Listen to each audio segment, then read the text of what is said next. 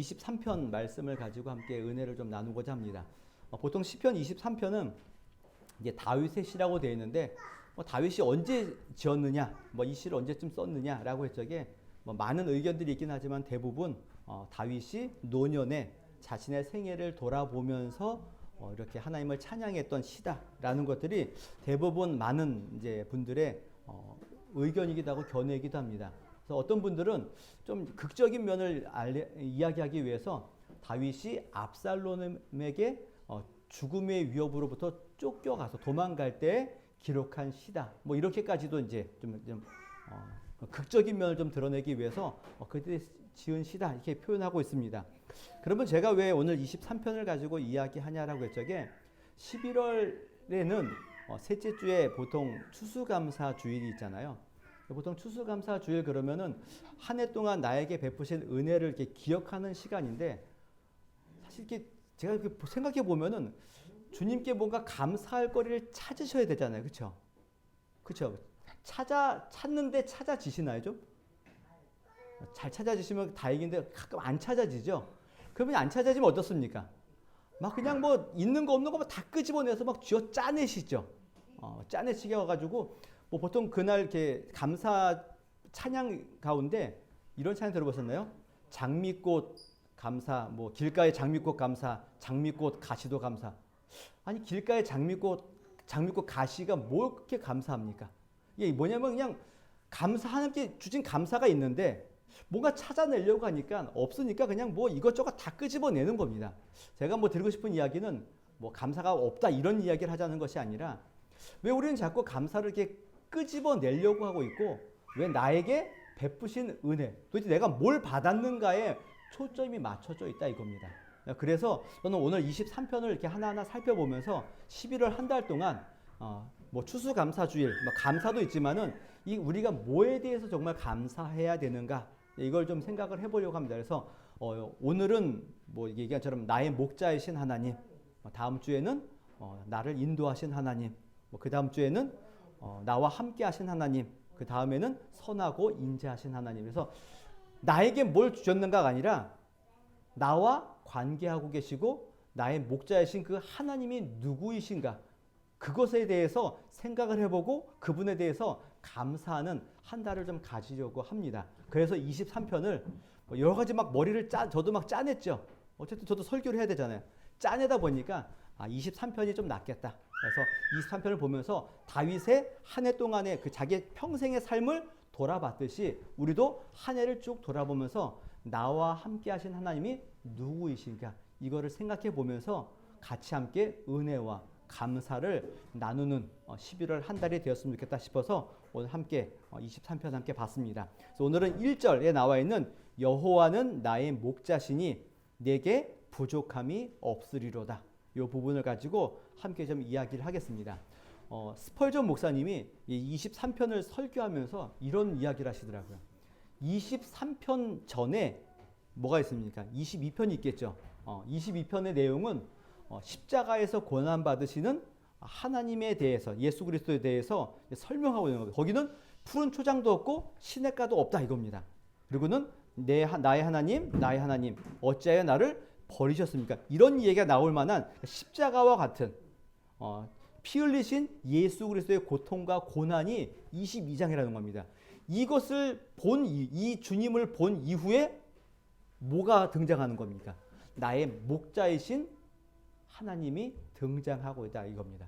그러니까 목자이신 하나님이 그냥 갑자기 뚝 떨어지는 것이 아니라 나를 위해 죽으시고 나를 위해 피 흘리신 예수 그리스도 그 하나님의 은혜를 알 때 주님이 나의 목자이심이 기억나게 된다. 그래서 22편과 23편 어찌 보면 성경의 그 의미와는 다르겠지만은 이 순서를 보면서 그렇게 은혜를 이야기했던 스펄전 목사님의 이야기를 제가 좀 들었습니다. 굉장히 은혜롭습니다.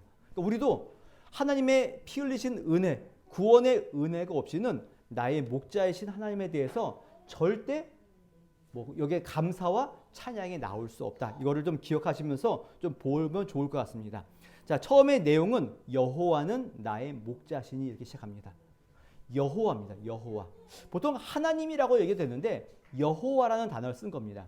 그럼 왜 하필 여호와라는 단어를 썼을까라고 했을 적에 여호와라는 이름의 뜻은 출애굽기 3장에 보면은 나는 스스로 있는 자다.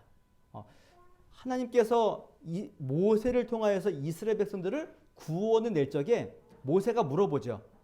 사람들이 넌 누가 보내서 왔냐? 그러면은 뭐라고 대답합니까? 하나님께서 나는 스스로 있는 자다. 하나님의 이름에 대해서 물어볼 적에 하나님은 스스로 있는 자다. 뭐 이렇게 이야기하는 겁니다. 스스로 있는 자 그러면 뭔가 좀 느낌이 도대체 뭔 얘기인지 좀 이해가 좀 안 되는데 이거를 좀 다른 면으로 해석을 해보면은 스스로 있는 자라는 이 표현이 내가 존재한다, 있다라는 표현도 있지만은 내가 함께 있겠다라는 표현과도 같은 이야기인 겁니다. 그러니까 하나님께서는 그 이름 안에 뭐가 있는 겁니까? 너희들과 함께 있기를 원하는 자다라는 겁니다. 그러니까 출애굽기 내용 자체가 전체적인 내용이 다 뭐 스스로인 자도 있지만 전부 다 내가 너희들과 함께 있으려고. 그래서 출애굽기 후반부에 보면은 뭘 짓습니까? 함께 있기 위해서 성막을 지으라고 하시죠. 그러니까 하나님은 우리와 어떤 원하시는 겁니까? 함께 있기를 원하시는 겁니다. 그러니까 어찌 보면 출애굽도 뭐 때문에 하신 겁니까? 우리와 함께 하기 위해서. 저와 여러분들을 구원하셔서 교회로 부르신 이유는 뭐 때문인 겁니까? 우리와 함께 있기를 원해서 우리를 구원하셨다. 여호와의 이름은 그런 면이 있는 겁니다. 나와 함께 있기를 원하시는 그 하나님, 그분이 나의 목자이십니다. 이런 표현인 거죠. 근데 그 여호와 하나님이 우리와 함께 있기를 원하시는데 그 하나님은 무한하신 분이라는 거죠. 그래서 솔로몬이 성전을 지은 이후에 기도를 합니다. 그 기도에 어떤 기도가 있냐면 이런 기도가 있습니다. 하나님은 참으로 땅에 거하시리이까? 하늘과 하늘들의 하늘이라도 주를 용납하지 못하겠거든 하물며 내가 건축한 이 성전이오리이까? 그러니까 성전을 아름답게 지어놓고 그 성전은 하나님이 우리와 함께 거하시기를 원해서 만드신 성전인데, 그러니까 솔로몬이 원해서가 아니라 하나님께서 그렇게 원하셔서 지으신 성전인데 그 성전에 하나님이 거하실 수 있습니까? 없습니까? 담을 수 있습니까? 없습니까? 없지요. 담을 수 없는 겁니다. 하늘과 그 하늘들의 하늘들도 하나님을 용납할 수 없을 만큼 그 무한하신 그 하나님이 나와 함께 있기를 원하시고 나의 뭐가 되기를 원하십니까? 목자가 되기를 원하신다 이겁니다. 이게 뭐 별거 아닌 것처럼 보이지만 엄청난 일인 겁니다. 아니 어떻게 하나님이 나와 함께 계시냐 이겁니다. 그 무한하신 하나님이 천지를 창조하신 그 하나님이 피조물인 우리와 함께 하시고 그분이 우리의 목자가 되기를 원하고 계시냐 이겁니다. 우리가 하나님께 하나님 나의 목자가 되어 주십시오라고 요구한 적 있습니까? 기도한 적 있습니까? 없죠. 감히 그럴 수 없는 거죠. 그런데 그분이 친히 우리와 같아지시고 우리의 눈높이에 맞춰져서 우리의 목자가 되시겠다고 우리에게 말씀하고 계시는 겁니다. 그래서 하나님의 언약 가운데 제일 중요한 언약의 내용이 뭐냐면 나는 너의 하나님이 되고 너희는 나의 백성이 되리라 이겁니다. 도대체 하나님이 누구이시길래 우리의 하나님이 되시겠다라고 그분이 직접 우리에게 찾아오시냐 이겁니다. 왜 우리와 함께 하시면서 목자가 되셔서 우리를 인도하고 계시냐 이겁니다. 여기에 대한 분명한 인식이 있어야 된다고요. 무한하시고 창조주이신 그 하나님이 우리와 함께 있기를 원하시는 그 여호와로 우리에게 나타나시고 우리에게 목자가 되어 주신다 이겁니다. 그러니까 그분이 우리에게 목자가 되어 주신다는 의미는 우리가 감당할 수 없을 만큼 놀라운 은혜다라는 것들을 기억하셔야 되는 겁니다. 만약에 교회에서 뭐 이렇게 연극을 할 적에 주일학교 아이들 막 연극하잖아요. 근데 이 아이들이 연극을 하는데 이 연극을 도와주기 위해서 오신 선생님이 뭐 누가 제일 유명한 배우인지 모르겠지만은 뭐 쉽게 얘기하면은 우리나라 최고의 배우이신 뭐 김혜자 선생님이 아이들 연극을 해주러 도와주러 왔다. 이게 어떨까요? 기분이. 이제 좋기도 하지만은 이게 감당이 안 되죠. 이게 말이 안 되는 거죠. 아니 어떻게 그분이 무슨 어른들도 아니고 뭐 프로들도 아니고 애들 그냥 그 애들이 해봐야 얼마큼 하겠습니까? 그 애들을 연습시켜주러 온 것도 놀라운 일인데 하나님이 우리의 목자가 되어주는 거는 이거는 도저히 상상할 수도 없고 이 세상 그 무엇으로도 표현할 수 없는 놀라운 은혜다라는 겁니다. 이게 여호와는 나의 목자이시니라는 그 의미의 내용이 여기 있는 겁니다. 주님은 나의 목자이십니다. 주님은 나의 목자이십니다. 주님이 나의 목자가 되어 주신 거죠. 내가 원해서가 아니라 그분이 나의 목자가 되어 주신 겁니다. 왜냐하면은 주님이 이렇게 말씀하십니다. 무리를 보시고 불쌍히 여기시니 이는 그들이 목자 없는 양같이 고생하며 기진함이라.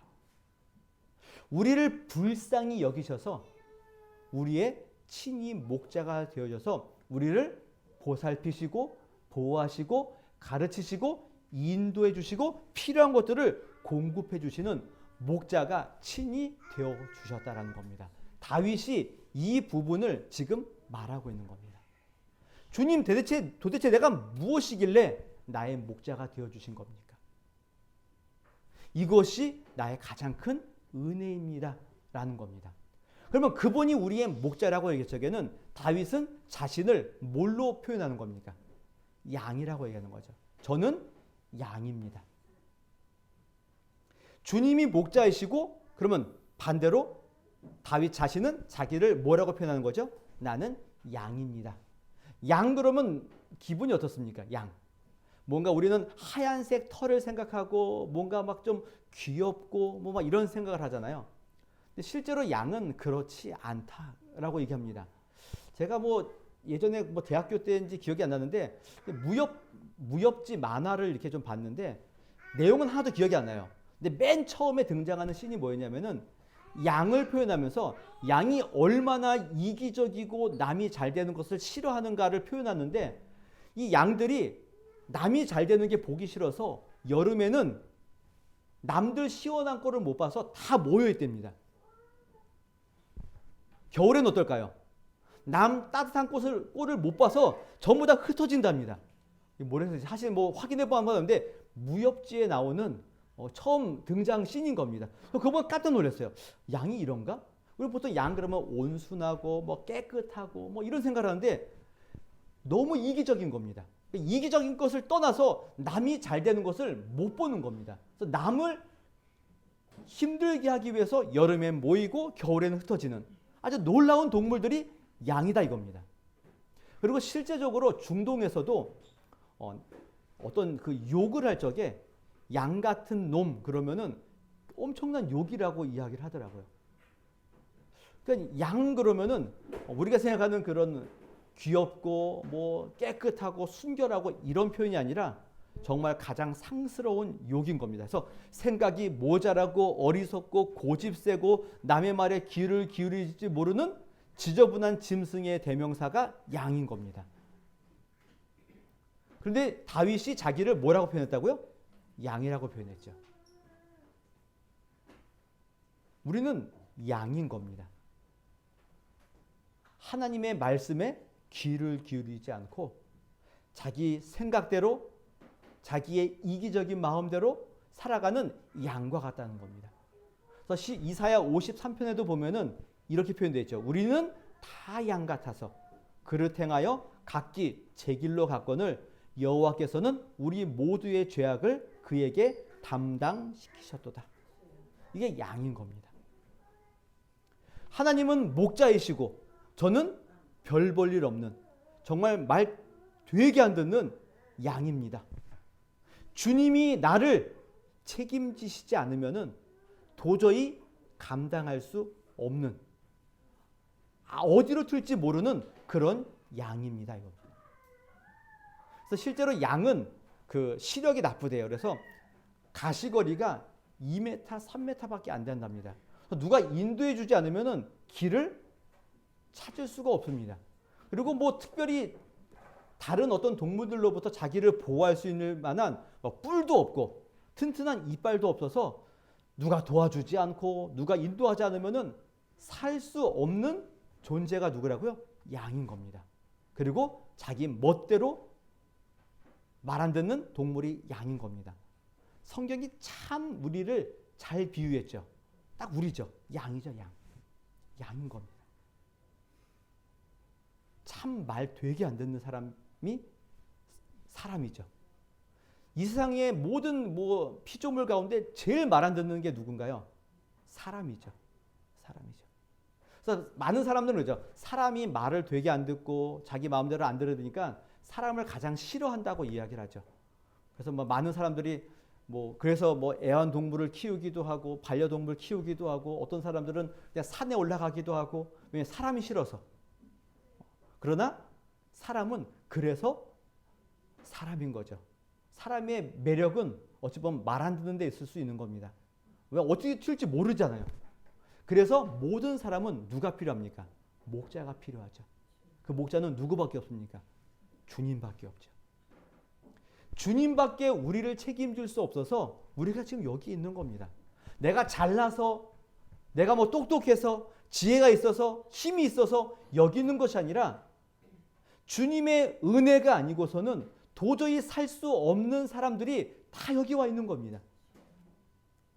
그래서 세상 사람들과 교회 다니는 사람들의 가장 큰 구분점은 어디에 있냐면은 그들은 주님 없이도 나 혼자 살 수 있습니다.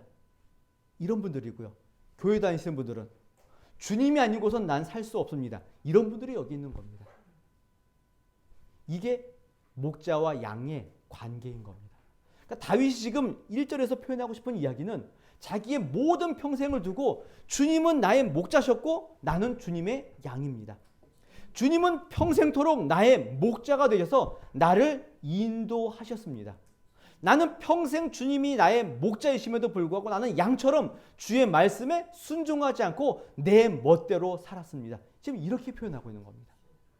내가 이렇게 마음대로 살아갔음에도 불구하고 주님은 나의 목자이시기를 한 번도 쉬시거나 포기하신 적이 없습니다. 이게 다윗의 고백인 겁니다. 놀라운 은혜인 거죠. 다윗은 관계를 두고 주님을 지금 찬송하고 있는 겁니다. 나의 목자이신 하나님.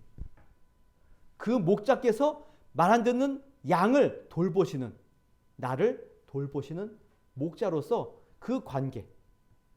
이것이 지금까지 왔습니다.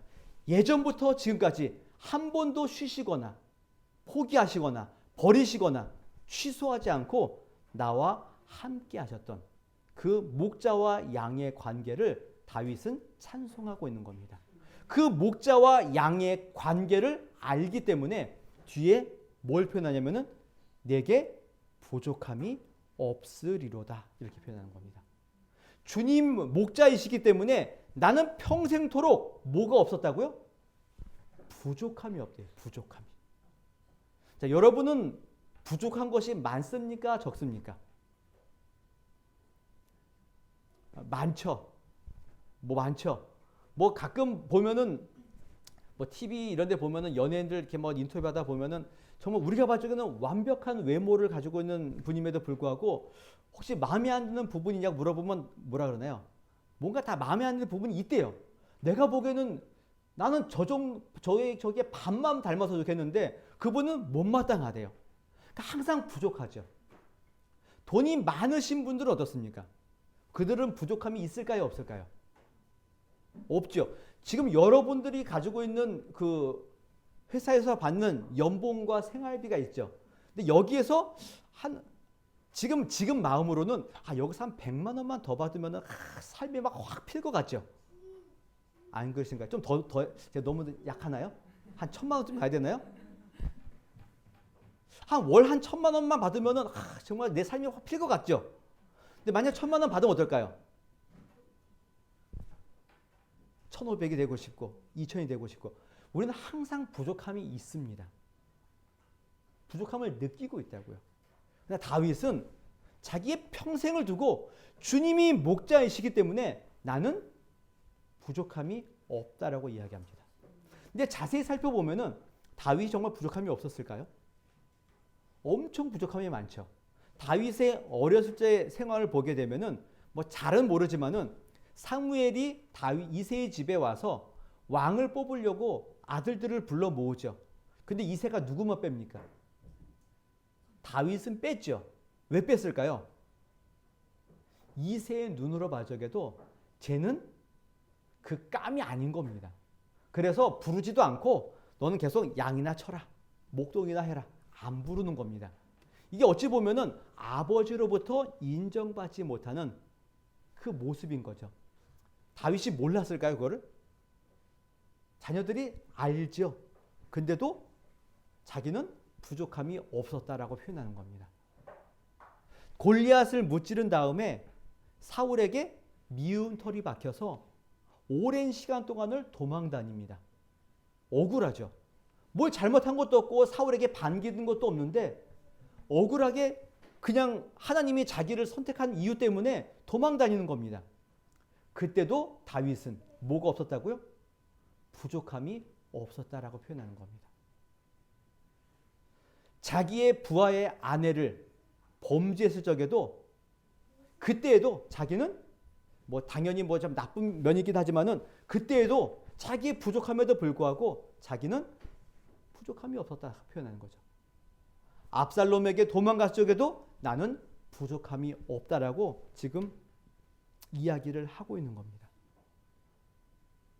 실제로는 부족함이 많이 보이는 다윗임에도 불구하고 주님이 목자셨기 때문에 그분이 나의 목자셨기 때문에 부족함이 하나도 없었다라고 지금 이야기를 하는 겁니다. 여러분은 어떻습니까? 주님이 나의 목자이시기 때문에 지금 나의 모든 삶의 내용에 부족함이 없다라고 이야기하시겠습니까? 2023년 한 해 동안 주님이 나의 여전한 목자셨죠. 그것 때문에 나는 부족함이 하나도 없습니다. 이렇게 말씀하실 수 있겠습니까? 이게 있으셔야 되는 겁니다. 목자와 양의 관계로 있는 한 나는 부족함이 하나도 없습니다. 이렇게 표현할 수 있으셔야 되는 겁니다. 제가 정확하게 기억은 잘 나지 않는데 저희 아내가 이렇게 얼핏 했던 얘기 가운데 하나가 뭐였냐면은 저희 아들이 뭐 뭔지 정확하게 기억이 안 나요. 상황을 모르겠는데 아마 엄마에게 얘기한 것 같아요. 우리 친구 누구누구도 뭐 학원도 다니고 뭐 또 사주고 뭐 이러는데 나는 왜 없냐고. 그래서 저게 저희 아내가 그렇게 얘기했답니다. 나도 할 수 있다. 그러려면은 나는 일을 나가서 돈을 벌어야 된다. 돈 벌어 올 테니까 돈 벌어 와서 너가 하고 싶은 거 다 할 테니까는 그 대신 나는 너와 함께 있을 수 없고 돈 벌러 나가겠다. 그랬더니 아들이 뭐라 그랬을까요? 돈 벌러 가지 말라고. 그냥 집에 있으라고. 이것으로 기뻐했었던 거죠. 그러니까 다른 부족함이 있음에도 불구하고 이 부족함을 채우는 것이 뭡니까? 엄마가 나와 함께 있는 거죠. 유치원 갔다 왔을 적에 엄마가 내 앞에 있는 것. 이것으로 다른 모든 것들이 다 채워지는 겁니다. 그렇던 아이가 지금은 어떨까요? 전혀 뭐 있든지 없든지 뭐 전혀 관심도 없는 거죠. 제가 이 얘기를 왜 들었냐면은 우리의 신앙도 마찬가지인 겁니다. 성도도 처음 주님의 은혜와 사랑을 맛봤을 적에는 이 세상 그 무엇으로도 바꿀 수 없는 기쁨과 즐거움이 우리에게 있었습니다. 아무것도 없어도 주님이 나를 구원해 주신 이 사실 하나만으로도 만족했던 시기가 있었죠. 근데 지금은 어떻습니까? 그 마음은 온데간데 없고 지금 뭘 얘기합니까? 주님, 이게 부족한데 왜 지금 나를 안 도와주시는 겁니까? 하나님, 내가 이렇게 기도했는데 왜 나에게 아무런 대답이 없으시는 겁니까? 왜 응답이 없는 겁니까? 주님, 나 정말 사랑하시는 거 맞습니까? 주님은 나의 목자시니 부족함이 없다라고 말씀하셨는데 왜 자꾸 부족한 것이 투성입니까? 우리 지금 이렇게 되어 있는 거죠. 저희 아들이 어렸을 적에는 주님만, 엄마만 바라보고 기뻐했는데 지금은 다른 것들로 기쁨을 채우려고 하는 그 모습이 우리에게도 있는 겁니다. 이것이 어찌 보면 신앙의 사춘기이고 신앙의 질풍노도의 시기와 마찬가지죠. 아이들만이 그런 것이 아니라 우리의 신앙도 마찬가지인 겁니다. 눈앞에 보이는 부족함이 분명히 있죠. 아쉬운 것이 있죠. 근데 이 모든 것들이 무엇으로 덮을 수 있는 겁니까? 하나님이 나의 목자이신 것으로 전부 다 채워 넣을 수 있는 그 눈과 그 마음이 우리에게서 사라져 버린 겁니다. 다윗은 그 모든 것들을 바라보면서 하나님이 나의 목자이시기에 나는 부족함이 없습니다라고 이야기를 하고 있는 겁니다. 지금 다윗은 계속 뭘 보고 있는 겁니까? 내가 어떻게 살아왔는가를 보는 것이 아니라 이 모든 삶 가운데 하나님은 어떠한 분이셨는가 이걸 보고 있는 겁니다. 그래서 다윗은 흔들림이 없는 겁니다. 다윗은 그의 마음이 요동치지 않는 겁니다. 내가 어떤 상황에 있던, 어떤 길을 걸었던, 어떤 처지에 있던, 어떤 문제가 있던 이러한 가운데도 주님은 항상 나의 목자이셨습니다. 그래서 나는 아무런 문제가 없습니다. 아무런 부족함이 없습니다. 지금 이렇게 말하고 있는 겁니다. 우리가 잘 아는 요셉이 있죠. 요셉의 삶을 보면은 보통 어릴 적에는 부모님께 참 이쁨 많이 받았는데 중간에 팔려서 노예 생활하고 감옥 생활했던 그 기간이 있죠. 그 기간이 보통 한 20년 이상 된다고 보고 있는데 요셉의 그 20년의 그 넘는 그 생애가 주님 앞에 감사가 있었을까요? 없었을까요? 성경은 얘기하고 있지 않습니다. 요셉이 그 상황 동안 주님을 찬양했다, 감사했다, 그런 얘기 나와 있지 않습니다. 근데 여러분 같으면은 20년 동안 감옥살이 하고 있는데 추수감사 주일날마다 주님이 나의 목자이시니 감사합니다. 이럴 수 있으시겠어요? 쉽지 않죠. 쉽지 않은 겁니다. 그런데 그런 요셉을 두고 성경은 이렇게 얘기합니다. 여호와께서 요셉과 함께 하시니 여호와께서 그를 범사에 형통하게 하셨더라. 하나도 안 형통하죠. 뭐가 형통입니까?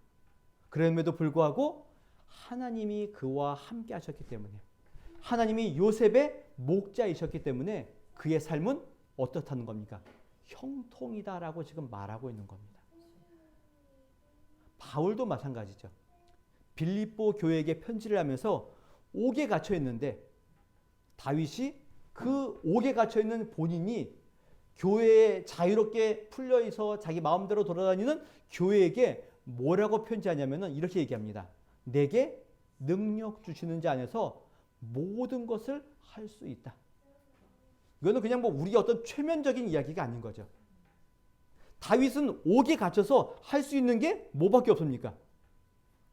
그냥 밥 먹는 거, 그냥 앉아서 숨 쉬는 거, 이거 말고는 할 수 있는 게 아무것도 없습니다. 그래도 자신은 뭐라고 표현한다고요? 내게 능력 주시는 자 안에서는 나는 모든 것을 할 수 있다. 이렇게 고백하는 겁니다. 주님이 나의 목자셨다면은, 주님이 나와 함께 하신다면은 나는 못할 것이 없다. 이겁니다. 오늘 저와 여러분들의 한 해의 삶을 돌아보면서 우리가 생각해보고 나누고 바라봐야 될 내용이 바로 여기에 있는 겁니다. 주님이 나에게 뭘 주셔서 어떤 놀라운 은혜를 베푸셔서 나에게 또 어떤 특별한 부르심이 있어서 그래서 주님께 감사하고 주님께 찬양하는 자들이 아니라 내가 어떠한 상황에 있던 어떤 문제를 가지고 있던 주님은 여전히 나의 목자이십니다. 이것으로 나는 전혀 부족함이 없습니다. 이렇게 고백을 하실 수 있는 성도들이 되셨으면 좋겠습니다. 나를 보지 마시고 누구를 보시라는 겁니까? 하나님을 보시라고요. 그분이 나에게 누구이신가를 보라는 겁니다. 그것이 우리의 감사이고 우리의 찬송이 되실 것입니다. 우리는 나를 볼 적에 나의 문제와 상황을 보지만은 실제로 목자와 양의 관계에서는 뭘 보셔야 되나요? 주님이 목자이신 것도 좋지만은 또 나의 뭘 봐야 되는 겁니까? 양 같은 나를 봐야 되죠. 각기 제 갈 길로 가는, 주님의 말씀에 순종하지 않는, 주의 말씀에 반응하지 않는, 주님을 생각하지 않는 그런 양과 같은 나를 보셔야 되는 겁니다. 그래야지만 그런 나를 여전히 인도하시는 목자이신 그분의 은혜를 보는 겁니다. 나의 부족함을 보는 것이 아니라 나의 연약함을 봐야 되죠. 그런 연약한 나를 버리지 않고 혼내지 않고 끝까지 나를 목자로, 나의 양의 목자로 나를 인도하시는 하나님을 보시라는 겁니다. 그때 우리 안에 뭐가 등장하는 거죠? 찬양이 나타나는 거죠. 주님, 내가 뭐길래 자꾸 나를 인도하시냐 이겁니다. 주님, 도대체 내가 어떤 자이길래 나를 포기하지 않고 여전히 나를 이 자리로 불러주시냐 이겁니다. 주님은 우리의 선한 목자시죠. 그래서 그분은 양을 위해서 목숨도 버리시는 분인 겁니다. 우리의 못남과 우리의 실수와 우리의 잘못과 죄악에도 불구하고 우리를 위해 목숨을 버리시는 그 선한 목자가 우리를 인도하신다는 겁니다. 이거면 된 거 아닙니까? 이거면 끝 아닙니까? 주님께서는 자기 사람들을, 자기 백성들을 사랑하시되 어떻게 사랑하시죠? 끝까지 사랑하시죠. 끝까지입니다. 이 끝까지는 뭐가 포함되어 있죠? 내가 어찌 보면 탕자와 같이 주님을 떠나는 듯한 그 자리에 갔다 할지라도 우리를 어떻게 하십니까? 붙들고 다시 돌아오게 하신다는 겁니다. 때로는 징계를 하시고 때로 우리를 혼을 내신다 할지라도 절대 우리를 버리시지는 않는 분, 그분이 누구시라고요? 하나님이신 겁니다. 그 목자이신 하나님의 음성에 귀를 기울여 주십시오. 어찌 보면 그분이 우리의 목자이심은 절대 변하지 않습니다. 왜냐하면 그분은 선한 목자이시고 그의 백성을 사랑하시되 끝까지 사랑하시는 목자이시기 때문에 이 관계는 변함이 없습니다. 그러면 우리는 뭘 하셔야 되나요? 양처럼 그의 목자의 음성에 귀를 기울이시고 그분의 인도하심과 그분의 보호하심과 그분이 우리를 보존하시는 그 일들에 우리가 순종하는 것만이 남아있는 겁니다. 제가 처음에 양을 이야기했죠. 양들이 멋대로 살지만은 그래도 누구의 말에는 반응을 잘하나요? 목자의 말에는 반응합니다. 우리도 양의 습성을 가지고 있죠. 그런데 양과 다른 점은 또 뭐가 있습니까? 우리는 목자의 음성에 귀를 기울이지 않는 그 습성을 가지고 있다는 겁니다. 어떻게 보면 양보다도 못하죠. 그런 우리를 주님은 포기하지 않고 끝까지 우리를 붙들고 계시는 겁니다. 그래서 한 해의 삶을 돌아보시면서 11월 한 달 추수감사주일 주님께 무슨 감사를 드릴 것인가 이거를 생각할 적에 주님이 우리의 목자가 되셔서 우리를 끝까지 포기하지 않고 우리를 인도하시는 그 목자이신 하나님께 감사하시는 그런 은혜가 있었으면 좋겠고 그 목자이신 그분의 음성에 내가 바르게 듣고 순종하기 위해서 우리의 삶을 드리겠다라고 결단하는 귀한 시간을 가졌으면 좋겠습니다. 우리의 부족함을 채워줄 수 있는 유일한 분은 목자이신 하나님밖에 없습니다.